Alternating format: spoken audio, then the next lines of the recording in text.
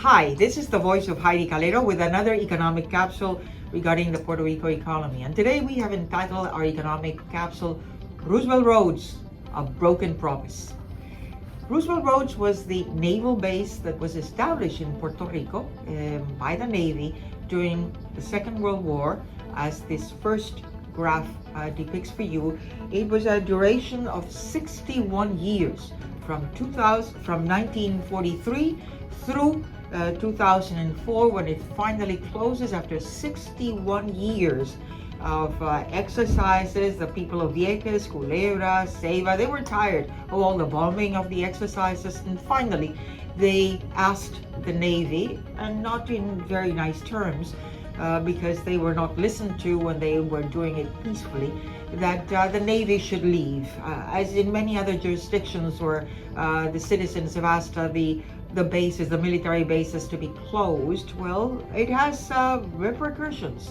Let's see what is this broken promise that it was going to be a pole of economic growth. And only to let you know, in Roosevelt Roads, it was like a city in itself. There was one airport, almost international airport, 9 piers, you have hotels, you have a water treatment plant, you had landfills, you had 3 beaches, you had recreational and sports areas, you had shopping malls, you had schools, you had apartments, you had hospitals, you had ecological areas. All of that more or less would range their economic activity $150 to $300 million a year, plus 4,889 jobs, half of which were military and the other half were civilians, as well as contractors. Well, you know, that economic activity really had its effect in all this area. Well, the next graph depicts Roosevelt Roads, 8,720 acres. Imagine that. 3,400 were sent or were given to the authority for the redevelopment of Roosevelt Roads. 1,600 acres were given to the Puerto Rico ports because there are 9 piers, as well as the international airport. 3,400 of ecological virgin areas were given to the Department of Natural Resources in Puerto Rico, and 86 acres more or less were left to some federal agencies, some of the military, as well as the National Guard.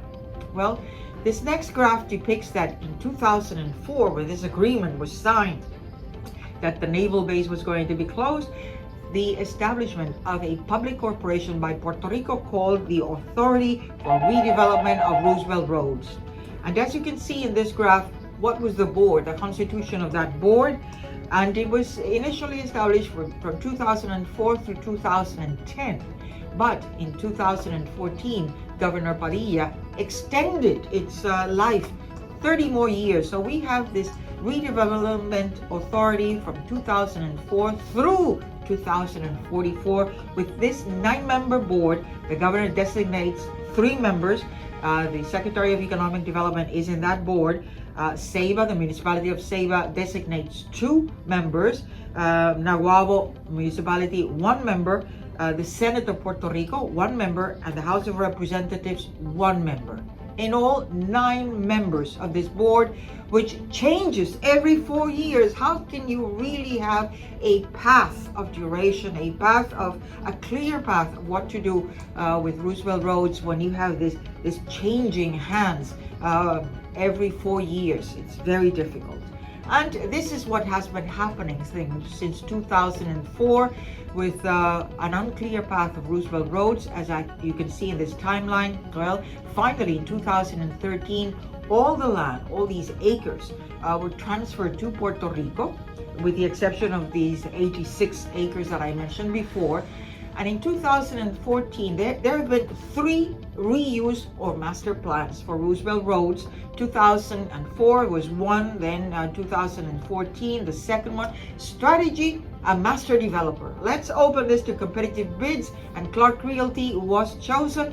And of course, he had this entity had to invest like $1.6 billion or more within a time period, which of course they could not do it. So that was truncated. But there was a missed opportunity, and that was Sky City.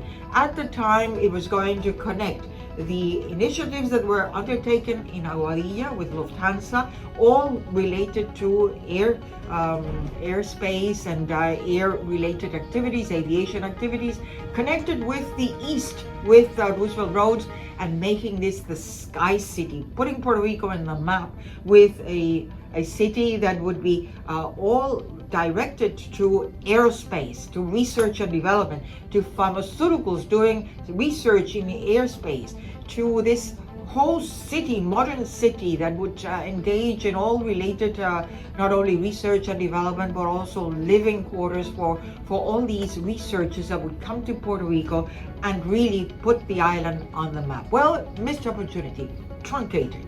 Well, in 2015, they started sort of piecemealing at this naval base, and now you have a 10-year lease contract with Arlet Aviation for some repairs. 10-year lease from 2015 through 2025. We are now in 2023.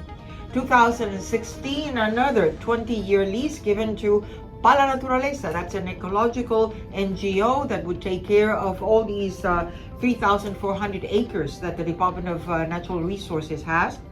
But for the next 20 years, they are going to be in charge of all those acres. And then it was another 10-year contract given to MER for recycling of naval ships and boats. 2019, we have this second strategy. Now it's going to be strategy anchor tenant. And Mr. Omar Marrero of the government of Puerto Rico announced that now they were going to select key tenants that would have all these linkages, but it has never happened. In 2020, they gave 20-year lease to IBD Energy for this microgrid of electrical energy and renewable energy. It hasn't started. Supposedly it's going to start now in 2023. Well, it's for 20 years. 2022, a 10-year lease to Roosevelt Aviation Services, again for repairs of air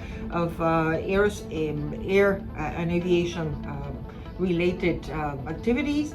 And for the future, the governor, Pierluisi, announced when it started his term that he was going to do some of these projects, a water treatment plant, hotels, high-end housing, airplane repair, all of that. None of this. They say that's going to be adjudicated this year, but broken promises. Economic development has not really taken off. And notice what has happened in this eastern region profile. In this graph, we have a loss of population, almost 18,361 from 2000 through 2022. We have almost 6% unemployment rate. We have a low labor participation rate, almost 48%. That means that 52% of that working age population is not even participating in the labor market. And poverty is still 42% of that population, of the total population. The fiscal score of fiscal management, the performance of these municipalities in this eastern region, well, Ceiba, where Roosevelt Roads is located, it has a D in its fiscal performance, as well as Vieques, two of the major receptors of the benefit of Roosevelt Roads. And then there's Fajardo, Nahuatl, and Culebra, and they have an A performance. So overall, it's really a broken promise. It's an unclear path about Roosevelt Roads. And I think it's high time that we, the people of Puerto Rico, say to the government of Puerto Rico, enough is enough. We are tired of all these missed opportunities, of all these broken promises. If you liked our economic capsule, don't forget to give us a like in the voice of Heidie Calero, and to remember that this is a service of Puerto Rico Economic Pulse, and that the economy is all of us.